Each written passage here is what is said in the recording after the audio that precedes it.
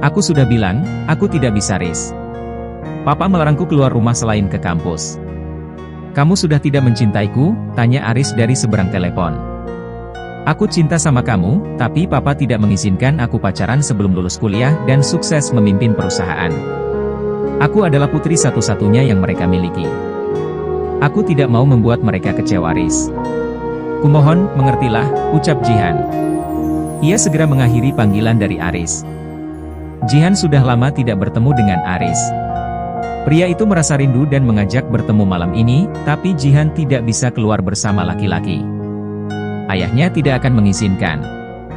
1 jam kemudian, Sasha tiba-tiba datang dan meminta izin pada pamannya, Christian.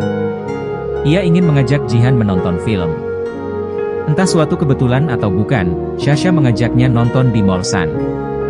Boleh kan Om? Kamu kan punya pacar.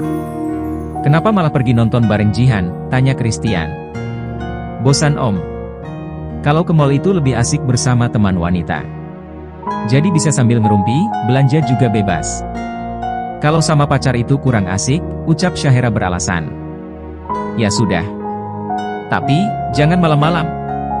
Jihan masih harus mempelajari berkas-berkas perusahaan, ucap Christian. Ia tidak bisa mengizinkan Jihan keluar malam, tapi jika bersama keponakannya, Syahera, ia pasti memberi izin. Terima kasih Om. Syahera menggelayut manja di tangan Christian. Aku ganti baju dulu, pamit Jihan. Aku tunggu di sini Kak. Syahera duduk di samping Christian. Melihat pria parubaya itu sedang menyusun beberapa berkas perusahaan. Syahera sudah bekerja selama setahun lebih di perusahaan Christian. Namun, ia tidak pernah mempelajari hal-hal yang rumit. Tugas Sasha di kantor, hanya membantu Randy mengetik, mengcopy data, membuat minuman, mengantarkan berkas dari Randy kepada atasan. Syahera ingin menjadi chef. Ia menolak posisi yang terlalu tinggi karena malas untuk menerima tugas yang berat. Berbeda dengan pekerjaannya sekarang. Randy juga tidak pernah memberikan tugas yang berat pada kekasihnya itu. Jika ada pekerjaan yang terlalu sulit, Randy akan melakukannya sendiri.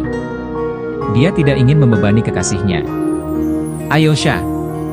Jihan memakai kemeja dengan motif kotak-kotak merah dan hitam. Celana jeans ketat dan rambut dikuncir kuda.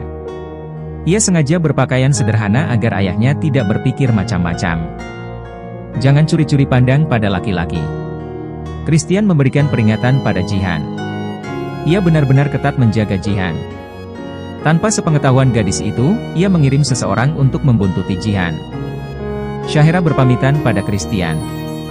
Mereka pergi menggunakan mobil Syahera. Dalam perjalanan, gadis itu memberitahu Jihan kebenarannya. Sebenarnya, Aris yang meminta Sasha untuk mengajak Kak Jihan keluar. Dia memohon sama Sasha. Aku iri padamu Syah. Kamu bisa bebas berhubungan dengan laki-laki manapun. Tapi, aku bahkan tidak bisa memilih impianku sendiri. Jihan berkata dengan wajah sendu. Syahera merasa kasihan melihat Jihan. Kakak sepupunya itu seperti burung yang terpenjara dalam sangkar. Tidak dapat terbang bebas. Saat mereka kelas 11 SMA, mereka pernah saling membicarakan mimpi dan cita-citanya. Syahera yang sangat suka dengan kuliner Indo, ia berkata ingin menjadi seorang pakar kuliner. Sementara Jihan, gadis itu dengan wajah berseri-seri berkata, ia ingin menjelajah angkasa dan berkeliling dunia. Memangnya pekerjaan apa yang bisa berkeliling dunia? Tanya Syahera sambil berpikir. Pramugari. Aku bisa pergi ke luar negeri, melihat daratan dari atas awan, dan pastinya gratis. Hahaha, jawab Jihan. Ia tertawa bahagia memimpikan hal itu. Saat itu, ia tidak tahu jika ayahnya telah mempersiapkan masa depan yang jauh dari impiannya. Jihan melamun, menatap keluar jendela.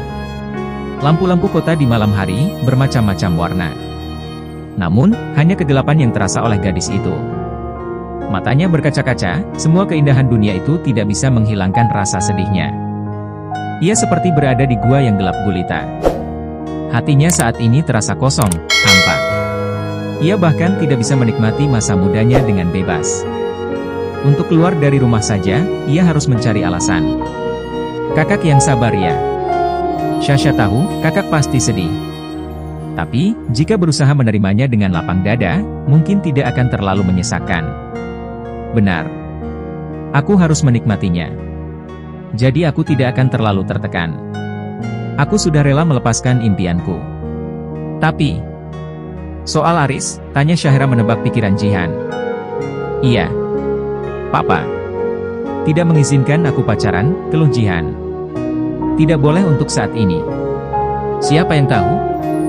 Setelah Kak Jihan lulus nanti. Intinya Syasha tidak mau Kak Jihan sedih.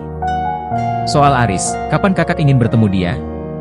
Kakak bisa minta tolong Syasha, ucap Syasha menawarkan bantuan.